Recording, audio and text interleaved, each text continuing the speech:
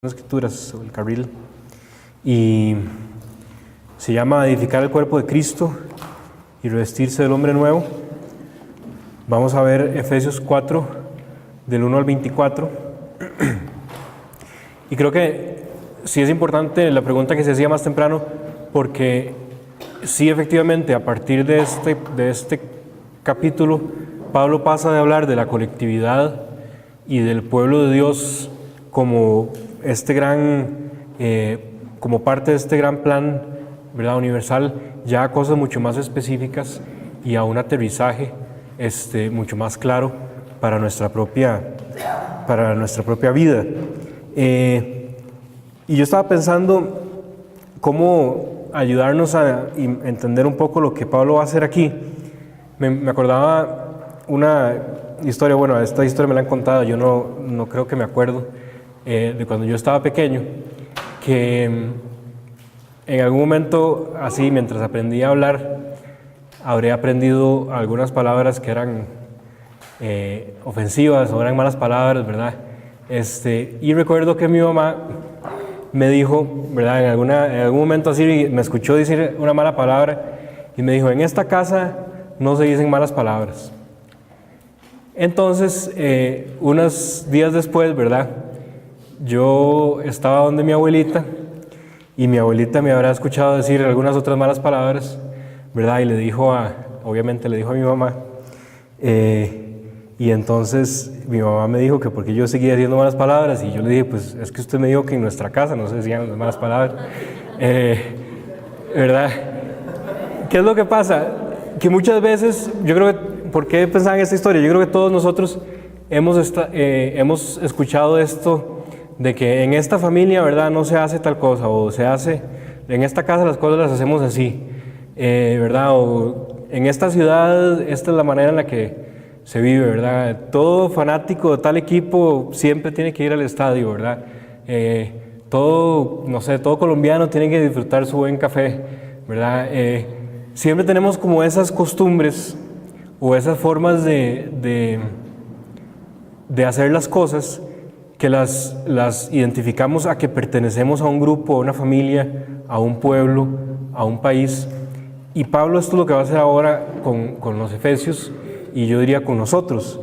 Todos nosotros como cristianos, estas son las cosas que debemos vivir y cómo las debemos aplicar en nuestra vida.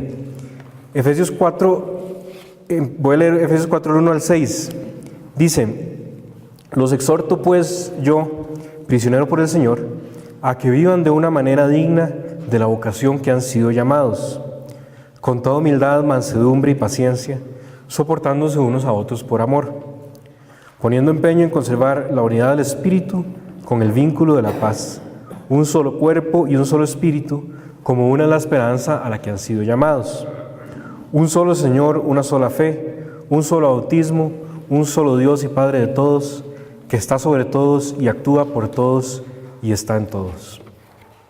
Entonces vean que empieza diciendo: los exhorto pues yo, y ese pues, como decía mi papá en la charla anterior, es diciendo, en consecuencia a todo lo que acabamos de leer y escuchar, a todo este plan increíble, maravilloso de Dios, por todo eso yo los exhorto a que vivan de una manera digna según la vocación a la cual han sido llamados. Entonces, como consecuencia de toda esta grandeza, ¿verdad?, de que hemos sido sellados por el Espíritu Santo, de que fuimos escogidos desde antes de la creación del mundo para ser santos, en consecuencia de todo eso, Pablo nos exhorta a que vivamos, ¿verdad?, de una manera muy específica. Y lo voy a decir en primera persona porque, aunque evidentemente la carta está escrita a un grupo de personas que no éramos nosotros, yo creo que sí aplica, ¿verdad?, entendernos nosotros como receptores también de la carta, como miembros del cuerpo de Cristo, y seguramente incluso quienes leyeron la carta por primera vez o recibieron la carta por primera vez eran gente muy parecida a nosotros, ¿verdad?, cada quien en sus oficios, en sus cosas del día a día, tratando de vivir una vida según la voluntad de Dios. Entonces dice que vivamos de una manera digna de la vocación. Entonces, como diciendo, en esta casa ¿verdad? En esta familia, todo cristiano, así es como deberíamos vivir. Y vean que usa esa palabra que dice vivir. En griego, la palabra que usa realmente se traduce como caminar. Está hablando de caminar de una manera específica, ¿verdad? Los judíos en muchos de los salmos se ve también que hablaban del camino de Dios, de caminar en los caminos del Señor, y Pablo ya está pasando eso también a los cristianos, ¿verdad? Que caminemos de una manera específica. Hay varios momentos de la carta donde va a usar esta misma palabra. En Efesios 4:1 aquí donde dice caminen de manera digna. En Efesios 4:17 va a decir caminen o vivan ya no como los gentiles. En Efesios 5:2 dice caminen o vivan en el amor. En Efesios 5:8 dice caminen o vivan como hijos de la luz. Y en Efesios 5:15 dice caminen o vivan como sabios. Entonces es una cosa de, ¿verdad?, conducirnos como vivir, llevar un estilo de vida, un modo de vida que me gusta mucho la palabra caminar porque implica un movimiento, ¿verdad?, un progreso y un avance, y no es simplemente como estar ahí sentados, sino realmente estar nosotros todos en movimiento. Y dice, ¿verdad?, dice la vocación, dice de una manera digna de la vocación a la que han sido llamados. La vocación en el Nuevo Testamento se entiende, ¿verdad?, como el llamado de Cristo. No está hablando si la vocación al matrimonio, la vocación, creo que todavía no habían ellos entendido la palabra vocación en ese sentido, sino como simplemente el llamado de seguir a Cristo. La vocación que hace Cristo a cada discípulo, a cada persona que conoce, ¿verdad?, que en el Evangelio lo vemos una y otra vez haciendo una vocación a diferentes personas de diferentes maneras. A eso es a lo que se refiere con vivir de una manera digna de la vocación con la que hemos sido llamados. Y vemos que haber recibido esta vocación implica entonces una dignidad. No es simplemente que uno recibe el llamado de Dios o de Jesucristo y ya sigue como cualquier cosa, ¿verdad? Hemos recibido ahora una dignidad, como se decía antes, como ser ciudadanos ahora, ¿verdad?, de algo nuevo, como recibir un nuevo estatus en el plan de Dios. Recibimos una dignidad, y esa dignidad no es nada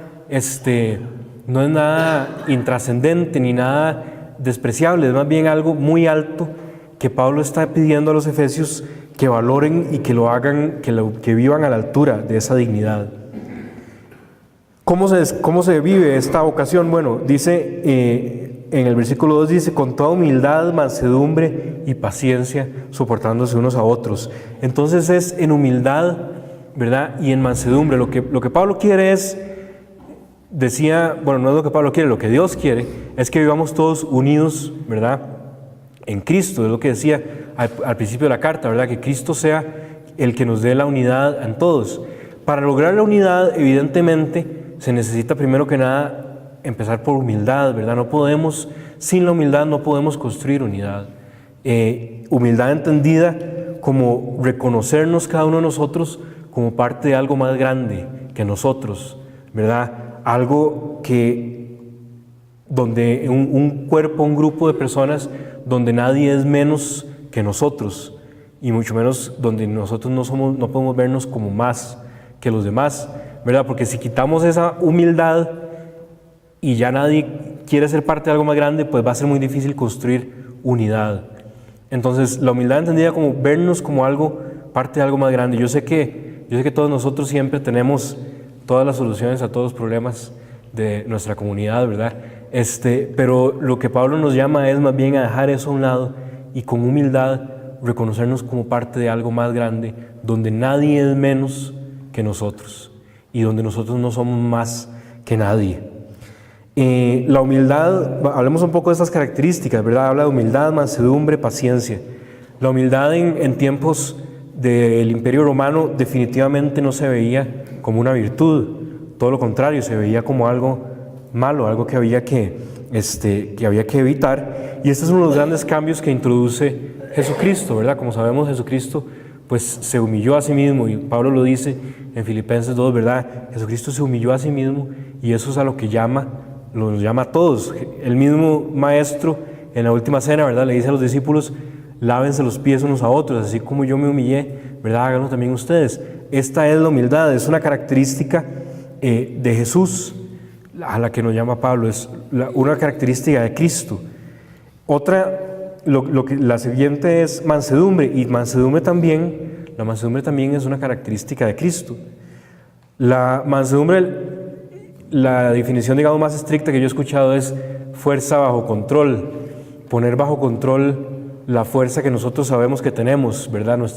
Lo que sea que nosotros tenemos, donde nos sabemos capaces, pues tenerlo bajo control, no como de una manera sin riendas, ¿verdad? Pero también podemos entender la mansedumbre, en este caso de la vida comunitaria, como una disposición a ceder, y sobre todo a ceder cuando es lo correcto, ¿verdad? De entrada, estar dispuestos a ceder en preferencias, a ceder en opiniones, a dejar que la otra persona se salga, digamos, por decirlo así, se salga con la suya, en vez de que sea yo quien siempre sale beneficiado en todo.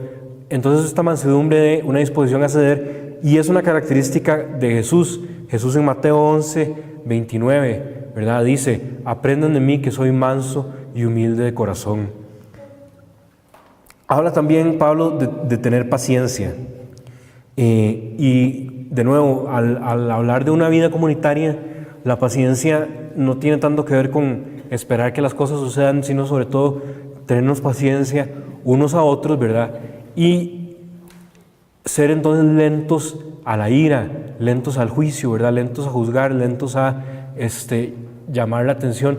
Tener paciencia, que de hecho también resulta ser una característica de Dios, una característica de Dios Padre, que Él en Éxodo 34:6, ¿verdad? Cuando Moisés le pide a Dios que se le revele en su gloria, y Dios solo le deja ver, dice que solo le deja ver la espalda, dice, ¿verdad? La gloria que se revela a Dios es esta frase que creo que no nos es desconocida, que dice, el Señor, lento a la cólera, ¿verdad? Grande en amor, rico en misericordia. Pero entonces lento a la cólera es paciente con nosotros. Y esa es una característica entonces de Dios Padre. Vean que cuando Moisés ve a Dios, esto es lo que aprende de Él, que es lento a la cólera. Entonces es una de las características principales de Dios. Dice después, soportándose unos a otros por amor. Uno puede soportar a otra persona o la puede soportar por amor. Y yo creo que es muy importante la diferencia. Qué bueno que Pablo agregó ahí por amor, porque no es simplemente soportarnos como verdad, bueno, ahí viene esto otra vez, y no voy a decir nada, y mordernos los dientes, ¿verdad?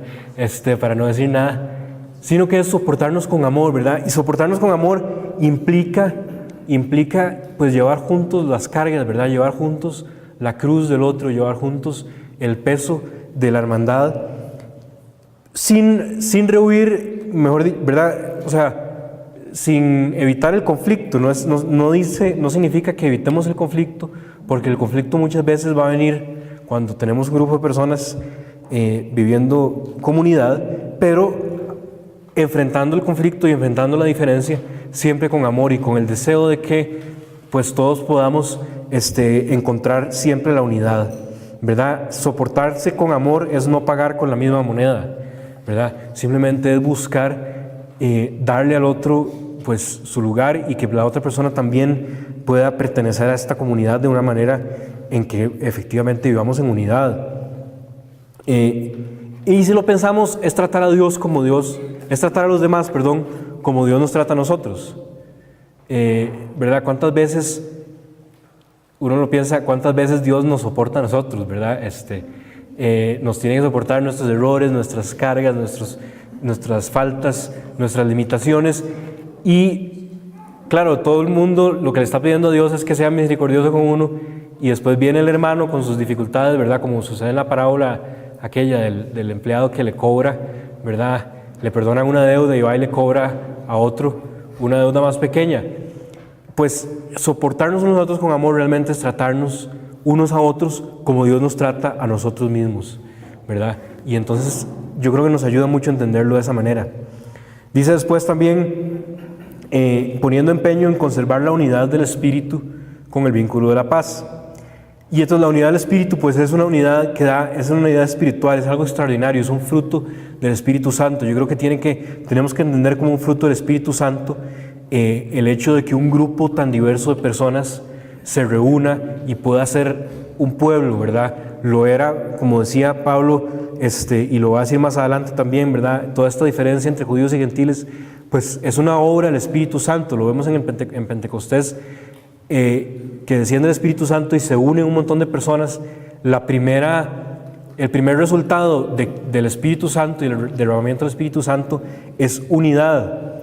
Y la unidad, entonces podemos ver la unidad como algo digamos instantáneo o que de fijo va a suceder cuando viene el Espíritu Santo, pero es algo que hay que cuidar. Entonces, como un fruto, ¿verdad? Un fruto, un árbol, pues el fruto va a salir, pero el fruto puede podrirse, ¿verdad? O puede echarse a perder si no se cuida.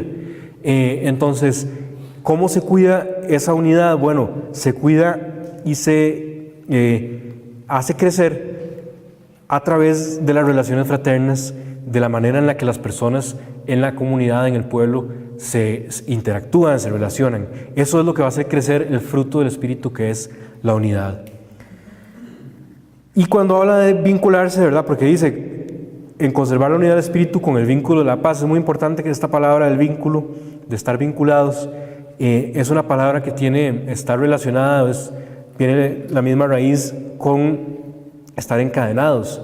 Y vean que Pablo lo primero que dijo es, yo prisionero por el Señor. También en otra versión dice encadenado, ¿verdad? Por el Señor. Así como él, lo que está diciendo es, como él está en cadenas, ¿verdad? Por el Señor, está exhortando a los cristianos a estar entre ellos en cadenas también unos con otros.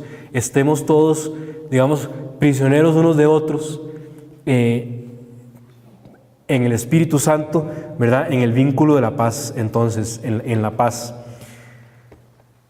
Y esa paz obviamente va a venir de las buenas relaciones.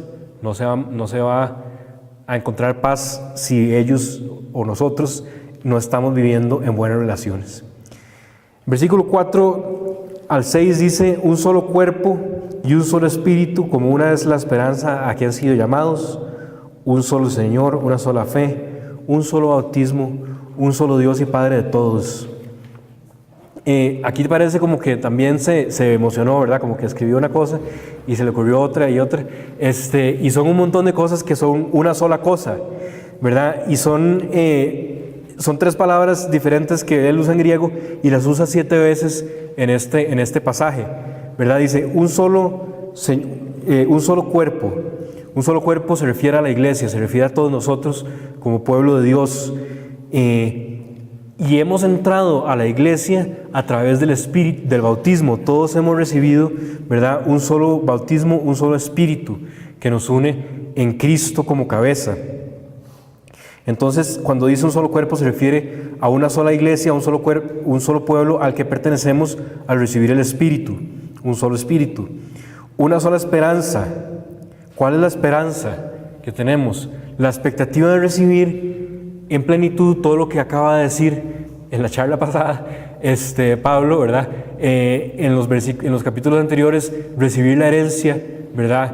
Eterna al final de los tiempos. Esa es la esperanza que tenemos, que vamos a poder recibir todo eso. Entonces es la esperanza que nos une, una sola esperanza. Entonces estamos todos juntos esperando una misma cosa. Dice un solo Señor, que es obviamente Jesucristo, ¿verdad? Que nos reconcilió con Dios y nos une como cabeza del cuerpo. Una sola fe, y aquí por fe no se refiere tanto o no se refiere solamente al acto de creer, sino a la doctrina o la enseñanza, ¿verdad? La tradición que tenemos como cristianos, ¿verdad? Que si ustedes lo piensan, dice una sola fe y un solo bautismo. Si ustedes lo piensan, el bautismo siempre implica la profesión de fe, ¿verdad? Ya desde los primeros cristianos, el bautismo se hacía en el contexto de una profesión de fe, y nosotros obviamente lo vemos mucho más elaborado en el credo y todo eso. Pero entonces cuando dice un solo bautismo, una sola fe y un solo bautismo, pues es casi que hablar de la misma cosa, ¿verdad? La profesión de fe que nos da esta pertenencia al cuerpo de Cristo. Un solo Dios y Padre de todos, que está sobre todos, actúa por todos y están todos. Para que no nos quede duda, ¿verdad?, que están todos. Es Padre nuestro, ¿verdad? Es Padre de nuestro Señor Jesucristo, lo que ya he dicho antes. Es Padre de nuestro Señor Jesucristo y es Padre nuestro, es Padre de todos y es la fuente de la unidad. Y si lo pensamos, pues Dios uno y trino, ¿verdad? Pues Dios es unidad, Dios es diversidad, ¿verdad? Padre, Hijo y Espíritu Santo, tres personas, y es unidad en la Trinidad. Entonces, a lo que Pablo nos está llamando es a vivir en las características de Dios, que es unidad, que es uno y trino. Casi que podríamos decir que está llamándonos a ser parte o a entrar en ese misterio de la Trinidad. La unidad entonces es la característica principal, digamos, de la Trinidad, que es una sola cosa, que son tres personas en una sola naturaleza. Los siguientes versículos del 7 al 16 nos habla más de construir comunidades maduras. Voy a leer del 7 al 10 primero. Dice: a cada uno de nosotros le ha sido concedida la gracia a la medida de los dones de Cristo. Por eso dice: subiendo a la altura llevó cautivos y repartió dones a los hombres. ¿Qué quiere decir subió, sino también que bajó a las regiones inferiores de la tierra? Este que bajó es el mismo que subió por encima de todos los cielos para llenar el universo. Entonces dice que a cada uno de nosotros le ha sido concedida la gracia en la medida de los dones de Cristo. Vean que el cuerpo es uno solo, pero los dones son diferentes. Cada uno de nosotros ha recibido una gracia en la medida de los dones. Y es muy importante, yo creo que tiene que ser claro para nosotros que es necesario que haya diferencia, que haya diversidad, que haya diferencia.